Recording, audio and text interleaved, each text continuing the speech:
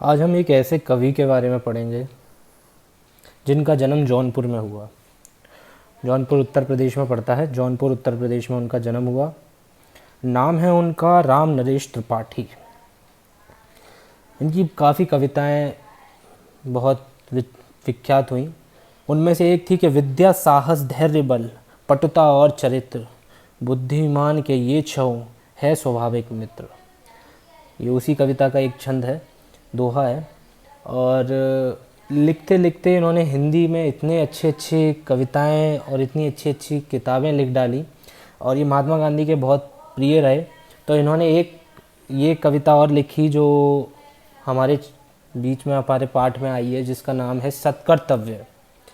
सत्कर्तव्य का मतलब है स्वार्थ रहित कार्य, अपने कर्म जिसमें हमें कोई स्वार्थ ना हो। जैसे अगर हम पढ़ रहे हैं तो उससे हमें कोई स्वार्थ ना हो। हम अपना पढ़ रहे हैं किसके लिए? ज्ञान के लिए, ताकि हम औरों की मदद कर सकें।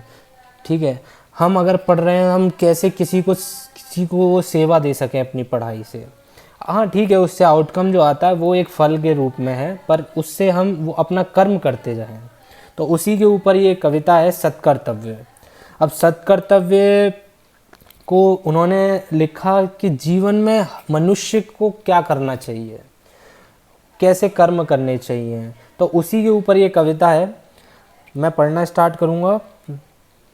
ठीक है, सबसे पहला लाइन है, पहली पंक्तियों की वो छंद है कि जग में सचर अचर जितने हैं सारे कर्म निरत हैं, धुन है एक ना एक सभी को सबके निश्चित व्रत है, जीवन भर आताप से वसुधा पर छाया करता है, तुक्ष पत्र की भी स्वकर्म में कैसी तत्परता है। कि जग में सचर अचर जितने हैं सारे कर्म निरत हैं। कि सचर अचर, सचर अचर मतलब सचर मतलब जो एक जगह, सचर मतलब जो एक जगह पे स्थिर नहीं है, जो इधर उधर मूव कर रहे हैं, जो घूम रहे हैं इधर उधर। और अचर मतलब जो एक जगह पे स्थित हैं, वो सारे जीव। जग मतलब संसार।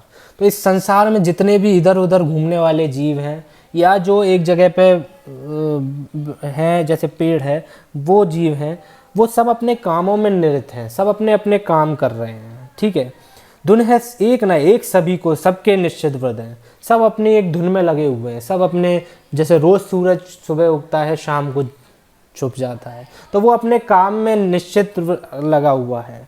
ठीक है, धुन है एक ना एक सभी को सबके निश्चित व्रत है, सब उसका भी एक व्रत है कि मुझे रोज़ सुबह आना है और शाम को छिप जाना है।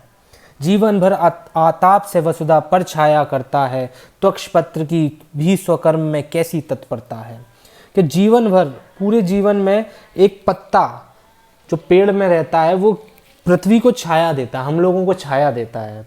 ठीक है, वो अपने कार्य में इतना तत्पर रहता है, इतना हमेशा रहता है कि अब हमेशा लगा रहता है, जब तक वो धूप को भी सहता है, जब तक वो टूट के ज़मीन में नहीं गिर जाता और इस मिट्टी में विलीन नहीं हो जाता, तब तक वो अपने कर्म करता ही रहता है।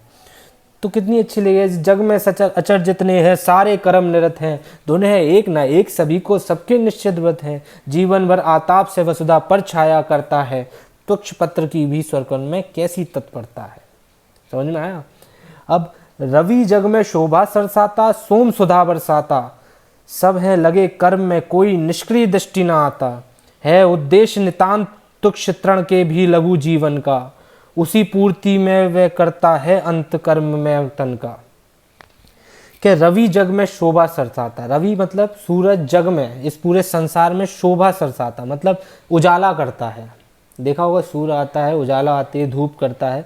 तो रवि जग में शोभा सरसाता, सोम सुधा बरसाता, और बादल जो है वो बारिश करती है। ठीक है, वहाँ से बादलों से वर्षा होती है, तो वो भी हमेशा मतलब इसको पूरे में बरसाता है अपने पानी को, जिससे कि पानी मिल पाता है लोगों को। सब हैं लगे कर्म में कोई निष्क्रिय दृष्टि ना आता, सब अपने अपने कामों में लगे हैं, कोई ऐसा नहीं लग रहा है कि काम चोरी कर रहा है, सब अपने कामों में लगे हैं। पेड़ अपना काम कर रहा है, सूरज अपना काम कर रहा है, बादल अपना काम कर रहा है, सब अपने अपने कामों में निष्क्रिय, सब अपने अपने कामों में बहुत ज़्यादा तत्पर हैं, बहुत ज़्यादा फोकस हैं।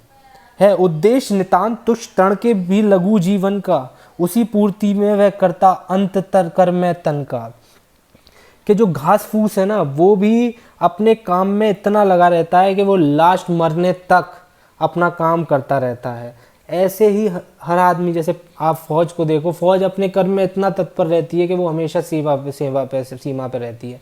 हम लोग इतना अच्छा अच्छा कर रहे हैं, लेकिन वो अपने कर्म में लगे हुए हैं, वो मर जाते हैं वहीं, अपनी जान तक दे देते हैं, किसके लिए? देश को बचाने के लिए। तो यही बताया कि वो तुक्ष तण, मतलब वो जो सूखे जो पत्ते, वो जो सूखे घास फूस होती है, वो भी कुछ ना कुछ अपना काम कर रही होती है। वो कहीं ना कहीं ऐसा खाद बन जाती है और मिट्टी में मिलके कोई फूल या फल दे देती है। तो वो भी अपना कुछ ना कुछ काम कर रही है, कुछ ना कुछ कंट्रीब्यूशन दे रही है इस नेचर को, इस पृथ्वी को। ठीक है।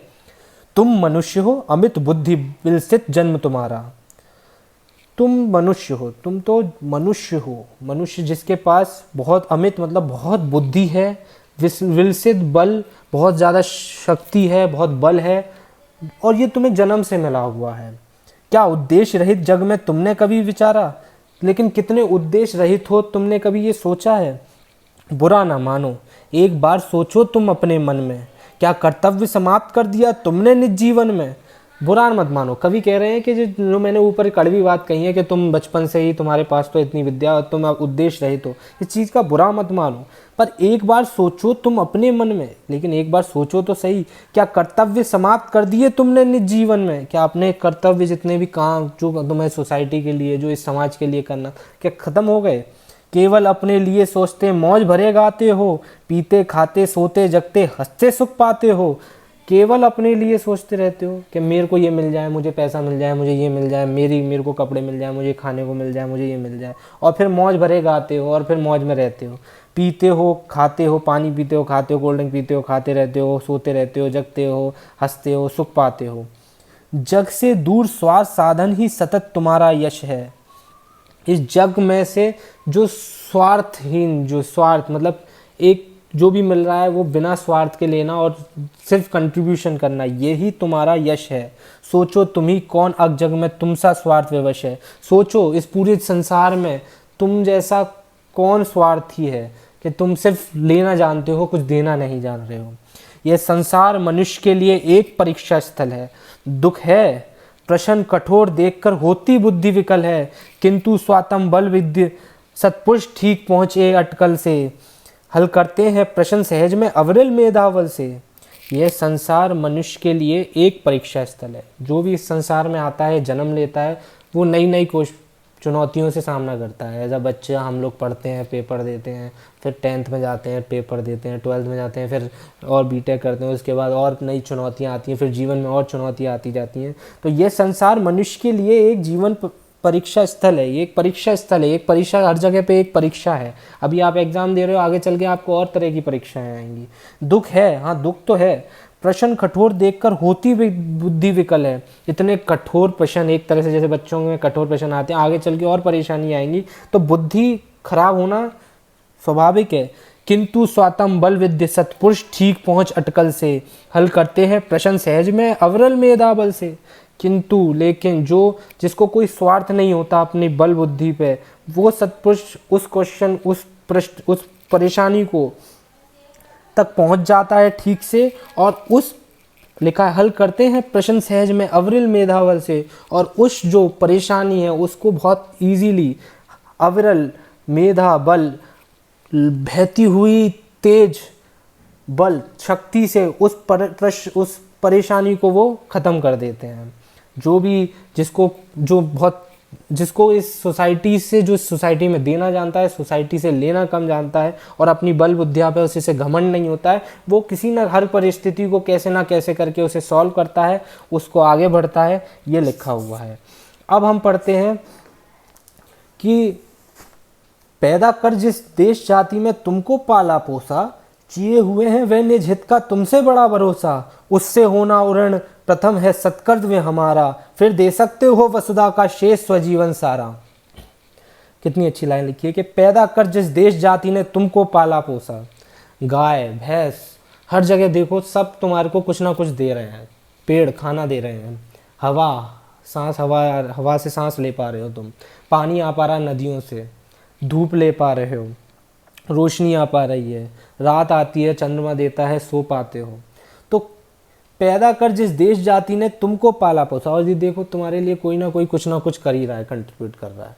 तो क्या ये जो पैदा करे इस देश जाति ने, जो तुमको जो पाला पोसा है, किए हुए है वह निज हित का तुमसे बड़ा भरोसा। अब उन्होंने इतना किया है कि अब उनको तुम पर भरोसा है कि तुम अब कुछ उनके लिए करोगे। उससे होना उऋण प्रथम है सत्कर्तव्य तुम्हारा। उससे पहले अपने आप को फ्री करो, जो उन्होंने तुम्हें दिया है, जो नेचर ने तुम्हें दिया है, जो समाज ने, जिस सोसाइटी ने तुम्हें दिया है, पहले तुम उसे उतना दे दो, फिर दे सकते हो वसुधा का शेष जीवन सारा। फिर तुम्हें जो जीना हो एक बार उस सोसाइटी को लिए कुछ करो, उस सोसाइटी को दो, और एक बार दो, फिर भले ही तुम जी सकते हो, तुम्हें जैसा जीना हो इस वसुधा पे, इस पृथ्वी पर कम से कम जितना तुम इस सृष्टि से पा रहे हो उतना उसको देने की कृपा करो। तो ये कविता थी जो बहुत अच्छी उन्होंने लिखी है कि क्या इंसान, एक मनुष्य का जीवन कर्तव्य है और कैसे एक मनुष्य को जीना चाहिए।